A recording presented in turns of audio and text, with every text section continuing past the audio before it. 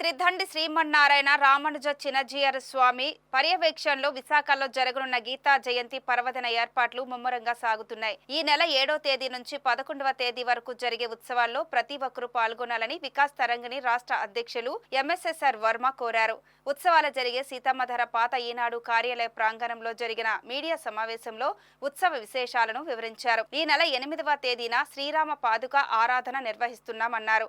ఉత్సవాలు జరిగే ప్రతిరోజు స్వామివారు గీతా ప్రవచనాలు చేస్తారని చెప్పారు. గీతా జయంతి రోజు సంపూర్ణ గీతా పారాయణం పెద్ద ఎత్తున నిర్వహిస్తున్నట్లు తెలియజేశారు. జై శ్రీమన్నారాయణ. పరమహంస పరివ్రాజక ఆచార్యులు శ్రీ శ్రీ శ్రీ శ్రీ త్రిదండి చినజీయర్ స్వామివారి ఆధ్వర్యంలో గీతా జయంతి సందర్భంగా ఈ నెల 7వ తారీఖు నుంచి శ్రీమద్ భగవద్గీత మీద ఉదయం సాయంత్రం చినజీయర్ స్వామివారి యొక్క ప్రవచనం ఉంటుంది. 8వ తారీఖున ఆదివారం రోజు శ్రీరామ పాదుక ఆరాధన అనే కార్యక్రమాన్ని కూడా భక్తులందరితో స్వామివారు జరిపించడం అనే కార్యక్రమం ఒకటి నిర్వహిస్తున్నాం.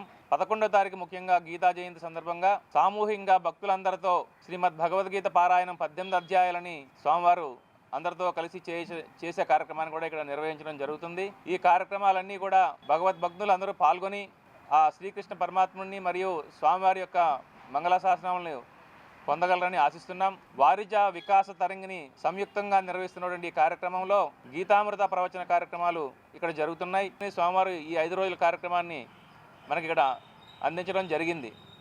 2018లో విలంబి వైశాఖ శ్రీనివాస్ కార్యక్రమం తర్వాత 7 సంవత్సరాల తర్వాత మళ్ళీ స్వామీజీ మన విశాఖ నగర ప్రజలందరికీ కూడా ఒక బృహత్తరమైన కార్యక్రమాన్ని అందించడం జరుగుతుంది. ఈ కార్యక్రమంలో అందరూ పాల్గొని స్వామివారి యొక్క మంగళాశాసనం శ్రీకృష్ణ భగవానుడి యొక్క ఆశీస్సులు పొందాలని, అలాగే 8వ తారీఖు శ్రీరామ పాదుక ఆరాధనలో పాల్గొని స్వామివారి చేతుల మీదుగా రామ పాదుకలను అందుకునే భాగ్యాన్ని మనందరం పొందుదాం. ఆ పాదుకలకి ఇక్కడ ఆరాధన చేసి తర్వాత మన ఇంట్లోని ప్రతినిత్యం రామ పాదుకలని ఆరాధన చేసుకుంటే రామచంద్రుడి యొక్క కృపా కటాక్షాలకు అందరం పాత్రలవుతామని ఈ పత్రికా మిత్రులందరి ద్వారా మీ అందరికీ తెలియజేస్తున్నాం. జై శ్రీమన్నారాయణ.